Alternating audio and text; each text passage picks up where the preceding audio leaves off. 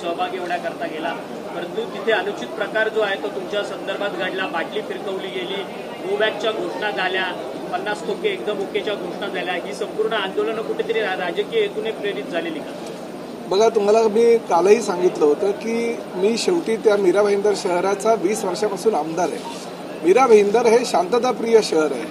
त्या मीरा भाईंदर शहराला प्रयोगशाळा म्हणून काही लोकांनी असं ठरवलेलं आहे की जेव्हा हिंदू मुस्लिम होईल तेव्हा मीरा भाईंदरला जाऊन काहीतरी वाच्यता करायची, जेव्हा जैन पर्युषण पर्व असतं त्या काळामध्ये मटण आणि मच्छीवरून तिथे काहीतरी वेगळ्या प्रकारचं वक्तव्य करायचं, मराठी अमराठी वाद जेव्हा निर्माण होतो त्या ठिकाणी मराठी लोकांनी काहीतरी वेगळं बोलायचं, अमराठी लोकांनी बाहेरच्या येऊन काहीतरी वेगळं बोलायचं. त्यामुळे एका शांतताप्रिय शहराला प्रयोगशाळा बनवण्याचं काम विविध पक्षाच्या राजकीय नेत्यांनी केलेलं आहे. परवाच्या दिवशी झालेला जो हिंदी भाषिक जे आमचे व्यापारी होते त्यामध्ये मराठी भाषिक सुद्धा व्यापारी होते, त्यांनी मोर्चा काढला होता. पोलिसांनी त्यांना परवानगी दिली नाही, परंतु परवानगी न देता त्यांनी जो मोर्चा काढला तो अडवला सुद्धा नाही, परंतु नंतर त्यांच्यावर गुन्हे दाखल केले. मराठी एकीकरण समिती जी मीरा भाईंदरला राजकीय नव्हे तर सांस्कृतिक क्षेत्रामध्ये मराठीचा झेंडा उंचावण्यासाठी सातत्यानं काम करते, त्या संस्थेनं म्हणजे मराठी एकीकरण समितीने तो मोर्चाचं आयोजन केलं होतं.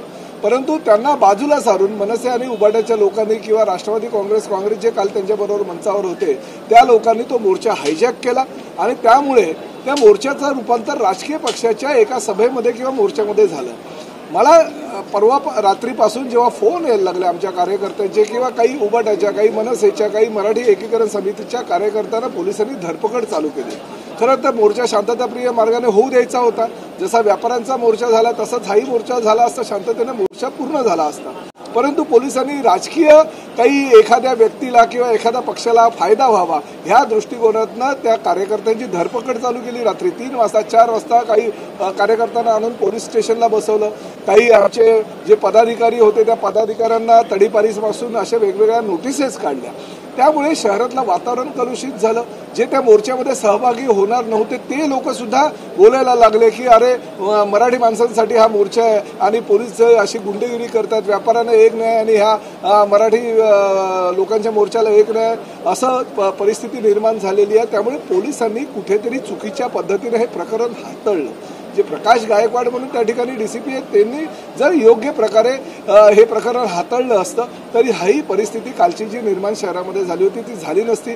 दुसरं त्यांनी काय केलं की ज्या व्यापाऱ्यांनी मोर्चा काढला होता ह्या मोर्चेकरांना खुश करण्याकरता किंवा मनसे किंवा उभाट्याच्या लोकांना खुश करण्याकरता त्या व्यापाऱ्यांकडे माफीनामा लिहून घेतला आणि तो त्यांना सांगितला बघा आता ते माफी मागायला तयार आहेत. आणि त्यामुळे तरी त्यांचं समाधान न झाल्याने त्यांनी मोर्चा काढला. आणि मी या ठिकाणी स्पष्टपणे सांगितलं होतं मी त्या शहराचा आमदार आहे, मी पहिलं मराठी आहे, नंतर आमदार आणि मंत्री आहे. त्यामुळे त्या मोर्चामध्ये सहभागी होणं मराठी म्हणून मी माझं कर्तव्य समजतो. मी त्या ठिकाणी गेल्यानंतर पहिलं एका पोलीस स्टेशनला गेलो, मराठी एकीकरण समितीच्या कार्यकर्त्यांची पोलिसांना विनंती करून सोडवणूक केली.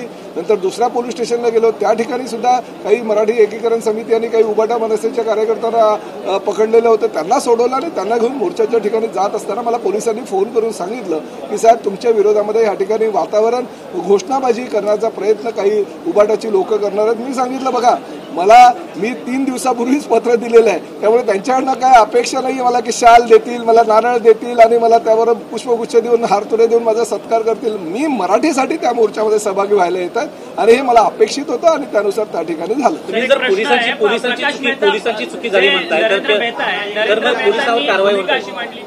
नरेंद्र मेहतांनी काल भूमिका अशी मांडली की व्यापाऱ्यांच्या मोर्चामध्ये कोणताही गडबड गोंधळ नव्हता, परंतु मराठी जी लोक आज आंदोलन करणार होती त्या सगळ्या आंदोलनामध्ये कुठेतरी गडबड गोंधळाची परिस्थिती निर्माण. बघा, व्यापाऱ्यांचा मोर्चा हा व्यापाऱ्यांचा मोर्चा होता, परंतु काल जो मोर्चा झाला तो मराठीच्या नावाखाली कुठल्या तरी राजकीय पक्षाने आपला अजेंडा त्या ठिकाणी राबवला. आणि ठीक आहे, मराठीसाठी आम्ही त्या ठिकाणी गेलो, आम्हाला मराठीसाठी जर काही अपमान सहन करायला लागला तर आम्हाला आमची ती मानसिकता तयारी सुद्धा आहे. कारण आमचा मध्ये झालेला मृत्यूशेवर जाताना सुद्धा आम्ही मराठी म्हणूनच जाणार आहोत. त्यामुळे मराठीसाठी जर जायचं असेल तर काही चुकीचं नाही.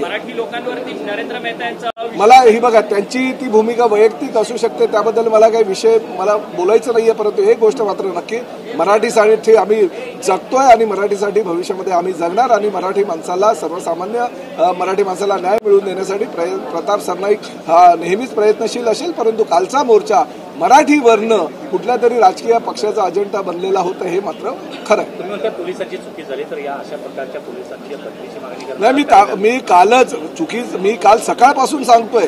काल मी माननीय मुख्यमंत्र्यांना 11 वाजता भेटलो आणि त्यांना स्पष्टपणे सांगितलं की या ठिकाणी जो प्रकार पोलिसांनी केलेला आहे, डीसीपी प्रकाश गायकवाड यांनी अशा पद्धतीनं एकतर व्यापाऱ्यांकडनं माफीनामा लिहून घेतला, नंतर मोर्चाला परवानगी नाकारली आणि धरपकड केली कार्यकर्त्यांची. असं होता कामा नये. शहरातलं वातावरण अधिवेशनाच्या तोंडावर जर बिघडवण्याचा प्रयत्न पोलिसांचे काही अधिकारी करत असतील तर त्यांच्यावर कारवाई व्हायला पाहिजे. उद्या चित्र असं होतं की महायुतीचं सरकार आमचं आहे आणि महायुतीचं सरकार काय याला पाठिंबा देते की काय, असं चित्र शहरामध्ये निर्माण होतं. त्यामुळे मंत्री म्हणून मी त्या ठिकाणी जाणं मी माझं कर्तव्य समजत होतो. धन्यवाद. ठिकाणी 12 जुलैपासून मुदत